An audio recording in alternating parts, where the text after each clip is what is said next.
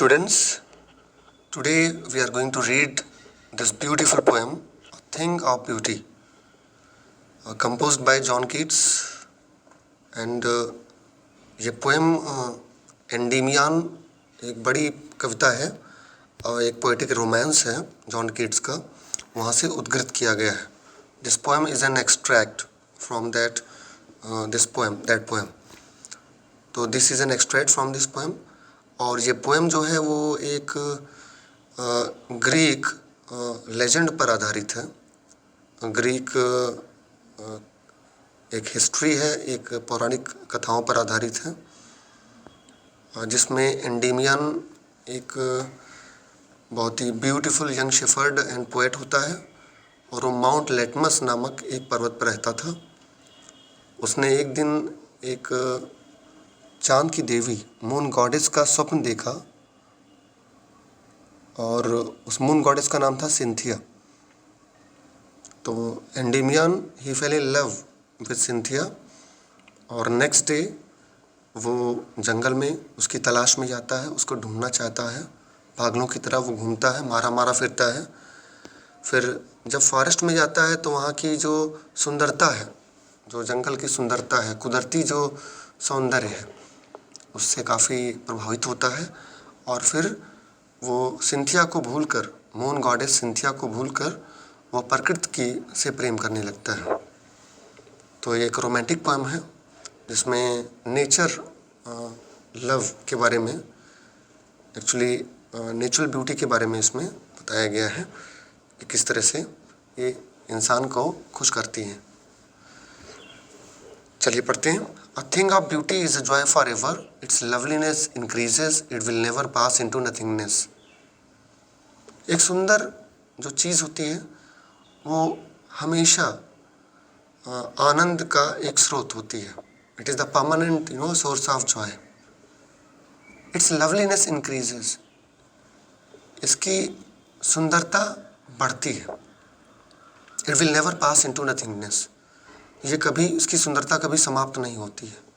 But will keep a bower quiet for us and a sleep full of sweet dreams and health and quiet breathing.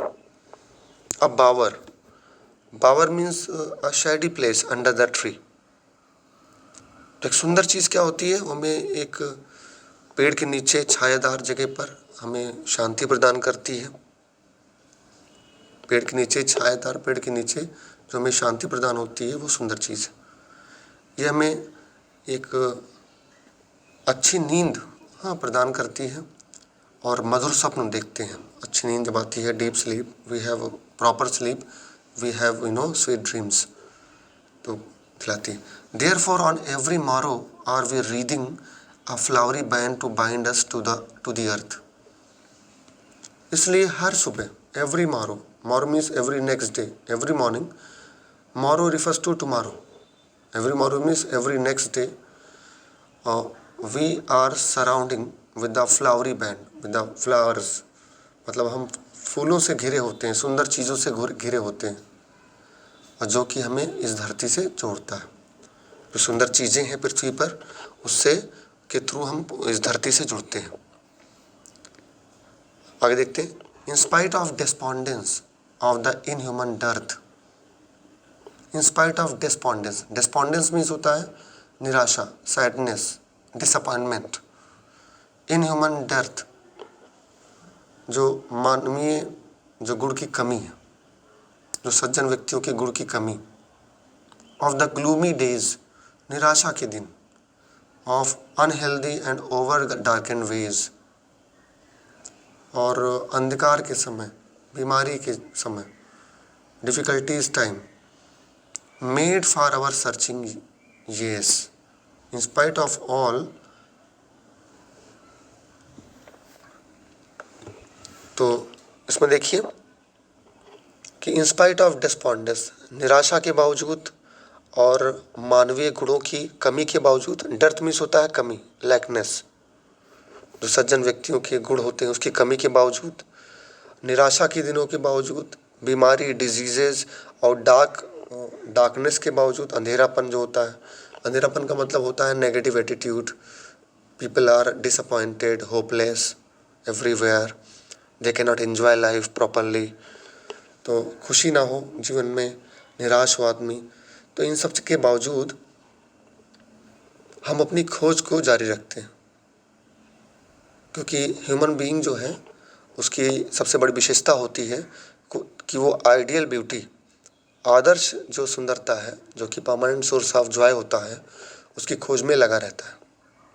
तो searching में हम लगे होते हैं। Yes, in spite of all some shape of beauty moves away the pall from our dark spirits. Spirit मतलब अंतरात्मा, जो हमारी अंतरात्मा, जो कि उस पर वो मतलब वो आघात मतलब वो नेगेटिव हो चुकी है। अगर हम किसी ब्यूटीफुल सराउंडिंग में जाते हैं, some shape of beauty, shape of beauty means सुंदरता का कोई आकार, लेक्स, रिवर्स, फॉरेस्ट, फ्लावर्स, तो ये क्या है? Shape of beauty. तो ये क्या करते हैं? ये हमारी अंतरात्मा पर, हमारे स्पिरिट पर जो एक दाग लग गया है, जो दुख परेशानियां हैं, उसकी परत को हटा देता है, समाप्त कर देता है। कहने का मतलब ये है कि a person who is unhappy, upset, if he or she happens to go in natural surrounding, he can get rid of all these negative attitudes. इन सब जो नकारात्मक चीज़ों से वो मुक्ति पा सकता है। आगे देखिए, such the sun the moon trees old and young sprouting a shady boon. ऐसी कुछ चीज़ें जो हैं, जो शेप ऑफ ब्यूटी क्या है? सन है, धूप, मून चंद्रमा, ट्रीज पेड़ हैं, जो पुराने पेड़ हैं, नए पेड़ हैं, वो हमें एक छायादार, एक तरह से आशीष देते हैं, आशीर्वाद प्रदान करते हैं। और ये आशीष ये सिंपल शीप को, मतलब जो कॉमन जो शीप है, जो भेड़ है, उनको प्रदान करते हैं। And such are daffodils. Daffodils is a beautiful flower with the green world they live in and clear rills that for themselves a cooling covert make against the hot season।